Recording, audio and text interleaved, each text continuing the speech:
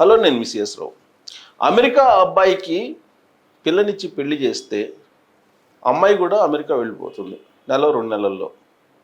అదే అమెరికా అమ్మాయిని పెళ్లి చేస్తే అబ్బాయి అమెరికా వెళ్ళిపోతాడు 2-3 నెలల్లో. ఇది ఇప్పటి వరకు అందరికీ తెలిసినటువంటి న్యూస్. కానీ ఇప్పుడు అమెరికా అబ్బాయికి అమ్మాయినిచ్చిన, అమెరికా అమ్మాయికి అబ్బాయినిచ్చిన ఇక నుంచి అది చెల్లదు. ఎందుకనంటే వాళ్ళు వెళ్ళాలి అంటే డిపెండెంట్ వీసా అనేది ఉంటుంది. పెళ్లి చేసుకున్న తర్వాత సహజంగా ఇప్పటివరకు ఏంటంటే అమ్మాయిని మళ్ళీ తీసుకెళ్తారు. పెళ్లి చేసుకున్న తర్వాత అబ్బాయి వీసా కూడా చాలా ఈజీగా వచ్చేస్తుంది. కానీ ఇక నుంచి టఫ్.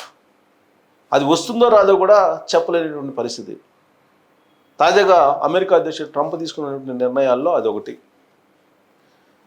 ఎందుకనంటే ఆ నిర్ణయం ఎందుకు తీసుకున్నారనంటే పెళ్ళిళ్ళు అనే వాటిని కూడా ఉపయోగించుకొని చాలామంది ఇల్లీగల్గా అమెరికాలో ఎంటర్ అయినటువంటి కేసులు ఉన్నాయి. ఉదాహరణకి మనం గుజరాత్ని తీసుకుంటే, గుజరాత్ నుంచి వెళ్ళి అమెరికాలో స్థిరపడినటువంటి వాళ్ళు చాలామంది ఉన్నారు. వాళ్ళు ఒక పెళ్లి చేసుకుని అక్కడికి వెళ్తారు. వెళ్ళిన తర్వాత విడాకులకు అప్లై చేస్తారు, అక్కడ డైవర్స్ ఇచ్చేస్తారు, మళ్ళీ ఇండియాకి వస్తారు, ఇంకొకళ్ళని పెళ్లి చేసుకుంటారు, ఈవెంట్ కూడా అక్కడ తీసుకెళ్తారు. ఇదంతా ఉత్తుత్త డైవర్స్, ఉత్తుత్త పెళ్ళిళ్ళు అనమాట. అదే సినిమాలో చెప్తారు ఉత్తుత్త బ్యాంక్ అని. అలానే ఈ ఉత్తుత్త పెళ్ళిళ్ళు, ఉత్తుత్త డైవర్స్ ఇలా పంజాబ్, గుజరాత్ ఎక్కువ జరుగుతుంటాయి. మిగతా రాష్ట్రాల్లో కూడా జరుగుతుంటాయి. మహారాష్ట్ర, ముంబైని బేస్ చేసుకుని కూడా జరుగుతుంటాయి. అలాగే మన దేశంలో జరిగినట్టే విదేశాల్లో కూడా అలానే జరుగుతుంటాయి. ఈ విధంగా అక్రమంగా అమెరికాలో ఉన్నటువంటి వాళ్ళు చాలామంది ఉన్నారనేది ట్రంప్ ప్రభుత్వం ఇప్పుడు అనుమానిస్తుంది. దాన్ని ఫైండ్ అవుట్ కూడా చేసింది. అందుకే పెళ్ళిళ్ళు చేసుకున్నటువంటి వాళ్ళకి ఒక స్పెషల్ ఇంటర్వ్యూస్ పెట్టాలని చెప్పి నిర్ణయించుకున్నారు. అమెరికన్ కాన్సులేట్ జనరల్గా ఏంటంటే ఇప్పటి వరకు వాళ్ళు ఐ టు ఐ కాంటాక్ట్ చేస్తూ ఇంటర్వ్యూని కనుక ఫేస్ చేస్తే సైకాలజీని బట్టి, వాళ్ళ బాడీ లాంగ్వేజ్ని బట్టి ఇమీడియట్గా స్టాంప్ వేసేస్తారు. పెద్దగా క్వశ్చన్స్ కూడా అడగరు. కానీ ఇప్పుడు పెళ్ళిళ్ళు చేసుకున్నటువంటి జంటల్ని అమెరికన్ కాన్సులేట్లో ఇంటర్వ్యూస్ పెడుతున్నారు. Tough interviews. ఎలాంటి ఇంటర్వ్యూస్ తెలుసా? మీ ఇంట్లో ఎన్ని కిటికీలు ఉన్నాయి, మీ ఇంట్లో బెడ్స్ ఎన్ని ఉన్నాయి, ఇలాంటివన్నీ కూడా వేస్తున్నారు. ఇద్దరికి కామన్గా వేసేటువంటి క్వశ్చన్స్. మీ హస్బెండ్కి ఏ కర్రీ ఇష్టం, అలాగే హస్బెండ్ని పిలిచి మీ మిసెస్కి ఏ కర్రీ ఇష్టం, మీ ఇద్దరికి కామన్గా ఉండేటువంటి ఇంట్రెస్ట్లు ఏంటి, ఇవన్నీ కోయిన్సైడ్ అయితేనే మీకు వీసా వస్తుంది. ఇలాంటి సిట్యువేషన్స్ పెట్టారు. ఇప్పుడు మనకి టీవీ షోస్ పెడతారు కదా, అలాంటి షోలాగా ఇప్పుడు ఇంటర్వ్యూని డిజైన్ చేశారు అమెరికన్ కాన్సులేట్లో. కొత్తగా పెళ్లి చేసుకున్నట్టు జంటలకి అనేటువంటిది తెలుస్తుంది. మీ ఆవిడకి చీరలు ఎన్ని ఉన్నాయి, ఏ రంగులో ఎన్ని చీరలు ఉన్నాయి, ఇవన్నీ కూడా వాళ్ళు అడుగుతున్నారు ఇప్పుడు అమెరికన్ కాన్సులేట్లో. కొత్తగా పెళ్ళైనటువంటి జంటలకి వీసా అనుమతి ఇవ్వడానికి అని చెప్పి తెలుస్తుంది. ఇది విచిత్రమైన పరిణామం. అది ఒక గేమా లేదా ఇంటర్వ్యూ అనేది తెలియదు. దాంట్లో గెలిస్తేనే నువ్వు వెళ్తావు, లేదంటే రిజెక్షన్స్. ఈ మధ్యకాలంలో కొత్తగా పెళ్లి చేసుకున్నటువంటి జంటలకి వీసాని అనుమతించకుండా రిజెక్ట్ చేసినవి ఎక్కువ ఉన్నాయని చెప్పి తెలుస్తుంది ట్రంప్ వచ్చిన తర్వాత. ఇదంతా ఒక ఎత్తు అయితే, ఏప్రిల్ 20వ తారీఖున ఒక డేంజరస్ చట్టాన్ని అమల్లోకి తీసుకురాబోతున్నారు ట్రంప్. ఏంటది అంటే 1807 తిరుగుబాటు చట్టాన్ని ఆయన ఇప్పుడు తీసుకురాబోతున్నారు, అమలు చేయబోతున్నారు. యాక్చువల్గా దీనికి సంబంధించినటువంటి ఎగ్జిక్యూటివ్ ఆర్డర్ని ఆయన ఇచ్చారు. జనవరి 20వ తారీఖున అమెరికా అధ్యక్షుడు ట్రంప్ ప్రమాణ స్వీకారం చేసిన రోజునే ఫస్ట్ ఇచ్చిన ఎగ్జిక్యూటివ్ ఆర్డర్ ఏంటంటే ఇల్లీగల్ ఇమ్మిగ్రెంట్స్ని తరివేయాలి, అలాగే దక్షిణ అమెరికా బోర్డర్స్ని క్లోజ్ చేయాలి అనేటువంటి ఎగ్జిక్యూటివ్ ఆర్డర్ ఇచ్చారు. కానీ అది పూర్తి స్థాయిలో ఇంప్లిమెంట్ కావట్లేదు ఎగ్జిక్యూటివ్ ఆర్డర్. ఎందుకంటే చట్టం రూపంలో రాలేదు కాబట్టి అటు రక్షణ శాఖ కానీ, ఇటు హోమ్ల్యాండ్ సెక్యూరిటీ కానీ పట్టించుకోవట్లా. వీళ్ళిద్దరు కలిసి కంబైన్డ్గా ఒక నివేదిక ఇవ్వమని చెప్పి ఎగ్జిక్యూటివ్ ఆర్డర్లో ఉంది. ఎవరు? రక్షణ శాఖకు సంబంధించినటువంటి రక్షణ మంత్రిత్వ శాఖ, అలాగే హోమ్ల్యాండ్ సెక్యూరిటీ సెక్రటరీ వీళ్ళిద్దరు కలిసి ఒక కంబైన్డ్ నివేదిక ఇవ్వాలి. అది ఇప్పటి వరకు ఇవ్వాల. బట్ ఈయన ఎగ్జిక్యూటివ్ ఆర్డర్ 20వ తారీఖున ఇస్తే 22వ తారీఖున రక్షణ శాఖ కొంత స్పందించింది, 29వ తారీఖున హోమ్ల్యాండ్ సెక్యూరిటీ కూడా స్పందించింది. బోర్డర్స్లో దాదాపు 1500 మందిని మోహరించారు, అలాగే అక్కడికి రక్షణ దళాలను కూడా పంపించారు. 29వ తారీఖున ఇచ్చినటువంటి ఆర్డర్ ఏంటంటే ఆ క్యూబా దగ్గర దాదాపు 30,000 మందిని జైళ్ళల్లో పెట్టడానికి వెసులుబాటు కల్పించేలా ఏర్పాట్లు చేయమని చెప్పి అంతవరకు చేశారు. ఆ తర్వాత ఫర్దర్ యాక్షన్కి అటు హోమ్ల్యాండ్ సెక్యూరిటీ వెళ్ళా, ఇటు రక్షణ శాఖ వెళ్ళా.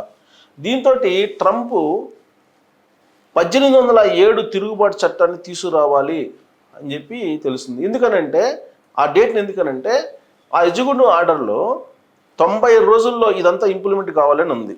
ఆ 90 రోజుల్లో ఇంప్లిమెంట్ కాలేదు కాబట్టి 1807 చట్టాన్ని బయటికి తీసుకురావడానికి ట్రంప్ నిర్ణయించుకున్నాడు.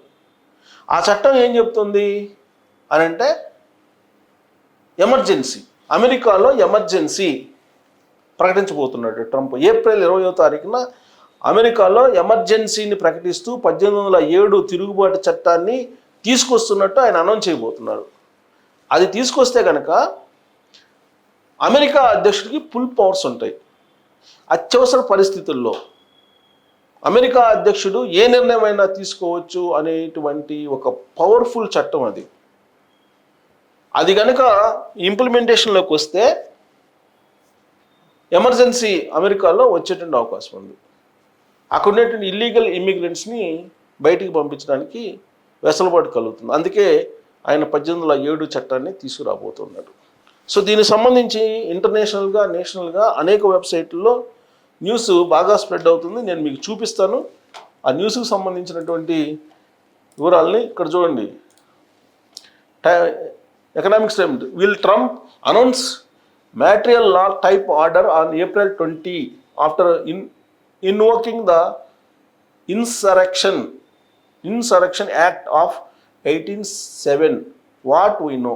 ఇది సో ఆయన ఏప్రిల్ 20వ తారీఖున అత్యవసర అంటే ఎమర్జెన్సీని ప్రకటించబోతున్నాడు అనేది కారణం ఏంటంటే ఆయన ఎగ్జిక్యూటివ్ ఆర్డర్ ప్రకటించి 90 డేస్కి అయిపోతుంది. ఆ 90 డేస్ లోపల ఇంప్లిమెంట్ చేయలేదు కాబట్టి ఇదంతా తీసుకొస్తున్న యాక్ట్ 1817 అని చెప్పి అంటున్నారు. సో ఇప్పుడు మిలిటరీ, ఇదిగోండి, US military to the southern border and order troops to assist law enforcement in carrying out domestic policies. So ఇదంతా కూడా ఇంప్లిమెంట్ కాబోతుందని చెప్పి అమెరికాలో పెద్ద ఎత్తున ఒక చర్చ అయితే జరుగుతుంది. ఇక్కడ చూడండి, secretary defence and the secretary of homeland security shall submit a joint report to the president about the conditions at the southern border of the United States and any recommendations regarding additional actions that may be necessary to obtain complete operational control of the southern border, including whether to invoke the Insurrection Act 1807. అంటే 1807 తిరుగుబాటు చట్టాన్ని అమలు చేయడానికి వాళ్ళు ఒక report ఇవ్వాలి, suggestions కూడా ఇవ్వాలి. అప్పుడు దాన్ని ఇంప్లిమెంట్ చేయడానికి will Trump try to invoke insurrection act. So Trump might try చేయొచ్చు అంటున్నారు ఈ యాక్ట్ని, తిరుగుబాటు చట్టాన్ని అమలు చేయడానికి. So homeland security enforcement actions and deportations of illegal immigrants including sending suspect gang members to an prison center. In some cases, majority of the men were without any criminal history in the US. So ఇవన్నీ కూడా దాన్ని implement చేస్తే కనుక criminals కానీ illegal immigrants కానీ వాళ్ళందరినీ ఏరివేయడానికి ఎమర్జెన్సీని ప్రకటిస్తున్నారని చెప్పి చెప్తున్నారు. ఇది కనుక ఇంప్లిమెంట్ చేస్తే ఖచ్చితంగా మన ఎన్ఆర్ఐలకు కూడా చాలా పెద్ద ఎత్తున దీని ఎఫెక్ట్ ఉండబోతుంది. సో ఈ చట్టం చాలా భయంకరంగా ఉంటుంది. ఎమర్జెన్సీ అనేది ఎలా ఉంటుందో చూడబోతున్నారు మనోళ్ళు అని చెప్పి అంటున్నారు. సో ఇక్కడ 30,000 క్రిమినల్స్ మైగ్రేట్ అమెరికాలో ఉన్నారని చెప్పి తెలుస్తున్నారు. ఇప్పుడు వివిధ దేశాల్లో ఉన్న క్రిమినల్స్ అక్కడికి ఎంటర్ అయ్యారని. సో వీళ్ళందరినీ ఏర్పరేసేటువంటి కార్యక్రమాన్ని చేస్తూ ఉన్నారు.